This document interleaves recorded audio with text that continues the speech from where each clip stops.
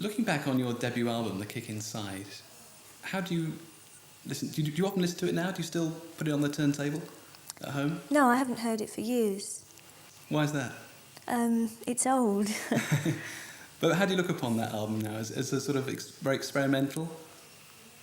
I think it was probably the least experimental of all the albums.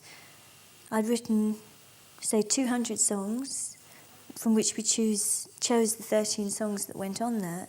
And it was recorded very quickly. There was very little experimentation. It was something that had a lot of forethought gone into it. And of course you had the big #1 single, Wuthering Heights. To people who aren't devout fans of Kate Bush, you mention your name and they immediately say, oh, Wuthering Heights. Even nowadays, does that bother you at all? No, I don't think it would be right of me to be rude to a song that has done so much for me.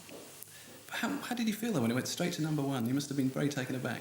Yes, very surprised. And it was sort of onwards from there, I suppose. I mean, it must have encouraged you, obviously, to do a lot more. And did you immediately set to work on the next album?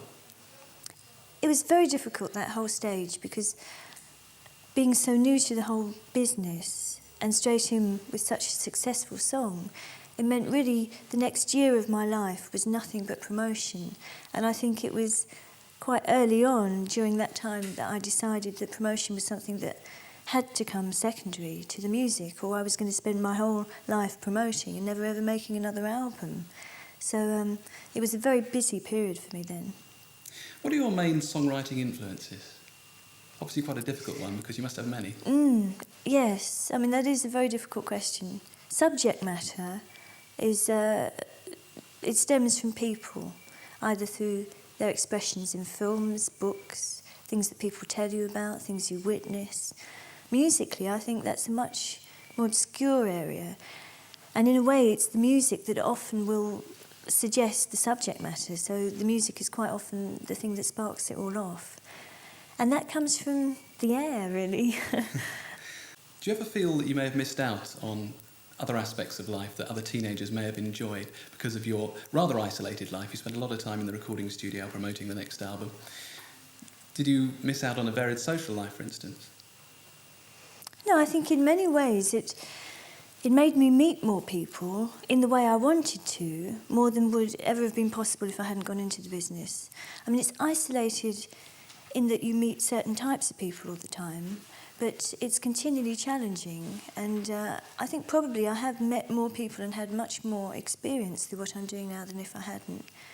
There are no regrets. And you've never felt you were pushed into adult life too quickly? No, I think that's something that happens to kids now much sooner than it did for me. And I think it's something that is generally happening sooner all the time. Kids just grow up quicker now. Because you never had any worries about getting a job, did you? Yes, I did. I think when you leave school and you don't know what you're going to do, I was very much throwing myself to fate. If it hadn't have worked, I would have been in a very difficult situation. I just worked very hard and hoped that I'd be able to make something of it, and I was very lucky. Did you ever consider an alternative career? I considered it, but it was never anything serious. And that's why I felt I had to leave school and just go for it, because if I didn't make an attempt to throw myself into that lifestyle, I didn't feel it was something that was going to come to me. It was something you had to go out and get. Was that partly influenced by your upbringing from your parents? I don't know what it was influenced by. I think it was the very strong desire in me that had started when I first started working at the piano, that this was what I wanted to do. I didn't want to go to university. I didn't want to be in a job where I couldn't be creative. But how did other people react to that? They must have been a bit taken aback. You mean my family? Yeah, your family in particular. Yes, I think obviously my parents were very concerned. I was leaving school, going into something that was completely insecure. And I think really they had a tremendous amount of faith in me, in that they wanted me to be happy. And they understood that I wasn't just spending my time doing nothing. I was very seriously working on a career that could be insecure, but they had a great deal of faith in me. Right, well, of course, many years of success have followed. Looking back, do you have a favourite album? I think The last album you do is quite often your favourite one because that's the one you put the most energy into recently. But I think the fourth album held some very precious moments for me, so I'd say that one for now. The Dreaming. Yes. A lot of people would have said that album was rather abstract and possibly a bit obscure, and it didn't sell in the quantities that the others had done. Did that influence you on your new album? Very difficult to say. I don't know what influences you between one and the other except your life, really. You change with the environment, and my environment did change between the last album and this one. I moved out of the city and into the country, and I think those two energies are very apparent on both albums. The fourth album is very much an oppressed city atmosphere album, and this one that's just released is very much a freer, elemental album. Did you feel a real need to get out into the country then? I was getting fed up with being in London, yeah. I don't know about a real need, but I think it's a very good thing for me. I'm glad I did. It certainly helped me relax as a person.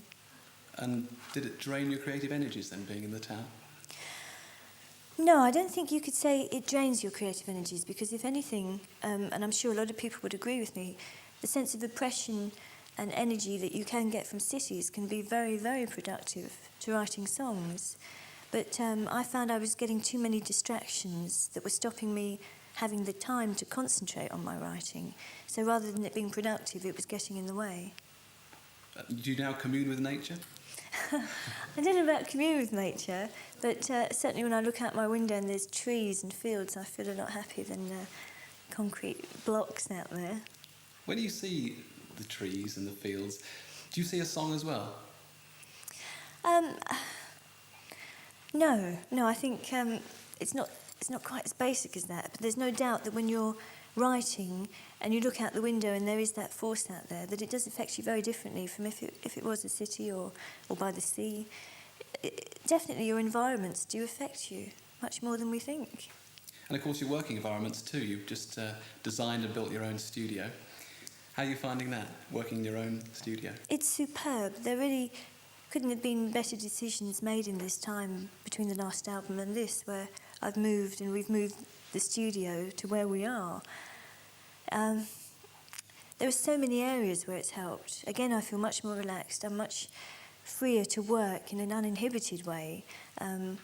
I do get quite nervous if you've got people you don't know coming in, listening. In a London studio, people are always coming in, borrowing pieces of equipment. The phone's always ringing, and it's costing you a phenomenal amount of money every hour. So you do feel guilty if you experiment, because you feel you're just throwing the money away. At home, obviously, there aren't those pressures at all. Because you've got quite a reputation as a slow worker. Yes. Why do you feel that need to take everything so slowly?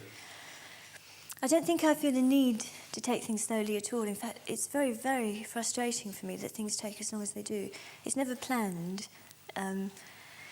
It's just something that takes over. Once you get into the studio and the songs are there, they really do create their own life force, and they take over you and they just drag me behind them until they're finished. And it's strange because quite often, I wouldn't really want to go in and work on the album. I was tired. But you just sort of go in there, it drags you behind it. Have you ever had pressure from the record company to get on with it? I don't have that relationship with the record company. I make an album and I present it to them. And I think if they're happy with the album, then our relationship is successful. You of course had the big hit single Running Up That Hill, taken from the Hounds of Love album. What inspired that song? That was the first song I wrote when we moved to the country. I think it was perhaps an expression of freedom from the things that I'd felt before. But it's very much about love and the power of love and the frustration of misunderstanding within relationships. And that if a man could become a woman and a woman a man within their relationship, that perhaps they'd understand a bit more about each other.